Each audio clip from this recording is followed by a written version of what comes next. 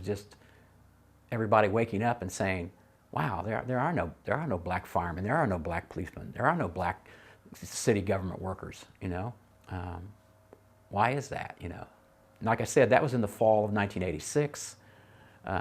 We then began to have the meetings, you know, with the city government, city attorney, David Copenhaver, Mayor Ayers, chief of police was involved, and everybody just trying to have some kind of dialogue and about what we wanted and what we wanted to see happen.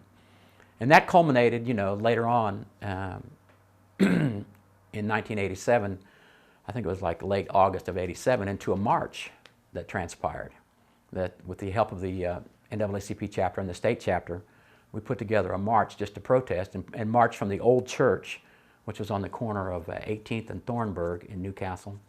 We organized a march, and probably there were, I don't know, between 150 and 200 people that participated in that. Not just all black folks either. It was a concerted effort by whites and blacks with placards and signs to draw attention to the plight of Newcastle, that there were no African American employment. And it also touched on a few other issues. There were some issues of police brutality to a couple of individuals, black individuals, who over the past year had kind of not received fair treatment with one with a trial, although he was acquitted of an attack upon a young white gentleman. It didn't go about getting proper information related to that case from the black community, witnesses who no statements were taken from. So in conjunction with the civil rights issue, there was the ongoing issues of police brutality, where the one gentleman was beat with a nightstick and spent about 5 months in jail before his trial. So 2 incidents of that occurred over that same time period. So it was the combination of both issues, the employment and the police brutality with 2 individuals, 2 black individuals.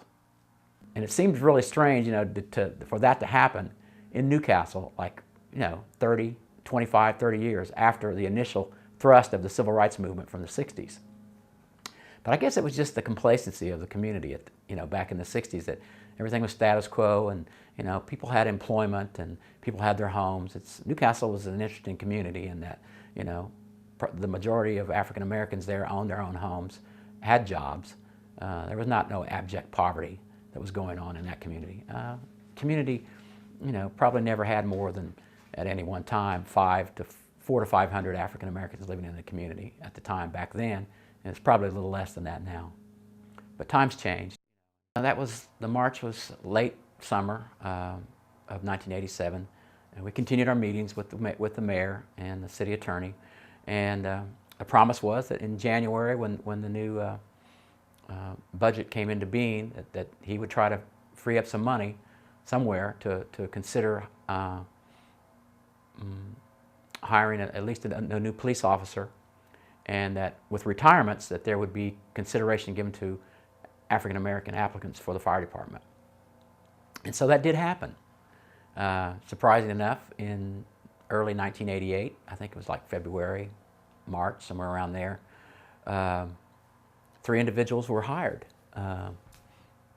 One was Mark Boatwright Sr. for the fire department. The other was Fred Thurman for the fire department, and Darren Clemens for the police department. And those gentlemen, you know, hired on as new employees, and it was a whole new ball game. Everybody was pretty elated and pretty happy about that, and you know, it just made everybody feel that the whole effort was worthwhile.